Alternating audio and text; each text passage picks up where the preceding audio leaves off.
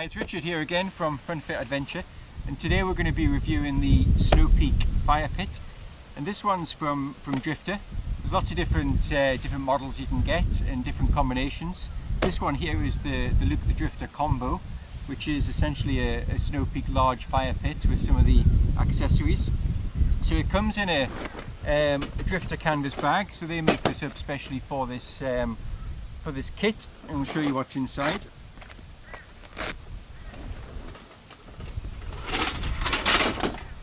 So we've got here the large Snow Peak fire pit. That's it there. It's got a base, legs for the bottom, the grill for the top. Got a bridge here that the grill fits on top of. I'll show you how all that works in a minute. A little bit of ply there for giving the fire a bit of a waft when you need to. And also this nice bit of mesh which fits in the fire pit here for when you're using heat beads, which we'll show you in a bit. And that's the original Snow Peak bag for the large fire pit. But we don't use that now that we've got the Drifter bag where everything fits inside. So let's pop it together and see what it looks like.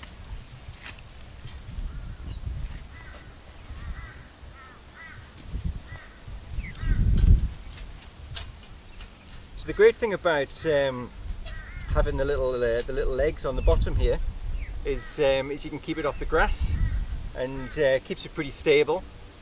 But it means that you're not going to burn any of the grass, which keeps it quite nice. It means you can head off with no trace after you've finished camping.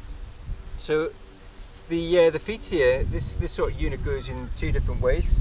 There's an M and an L on it. You point it up for the medium-sized fire pit or up for the large. We've got the large, so we'll put it up that way. And we've got the base unit here,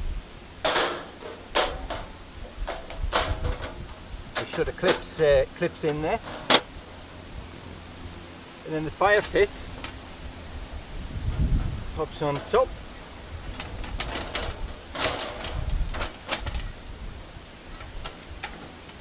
Just like that. And then you can use that just like that and get it started with some wood. And or you can use this little bit of mesh that you can place in here. Just brings the heat beads higher up, and so for when you're cooking, if you're essentially going to get it lit and get it ready for cooking, then you've got the heat beads on there. It works much better.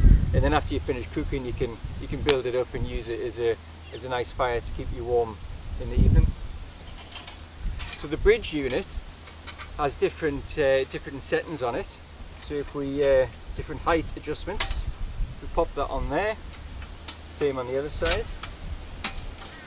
That's the bridge, and then you can bring it lower down, or you can take it higher up if you want. That's just on the middle setting there. And then you've got the grill that sits neatly on the top there.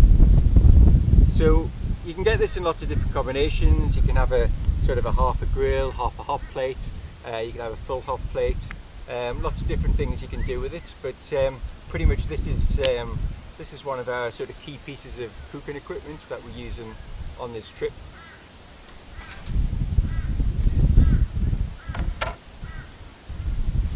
So the great thing about this fire pit for us is that it feels so small and compact.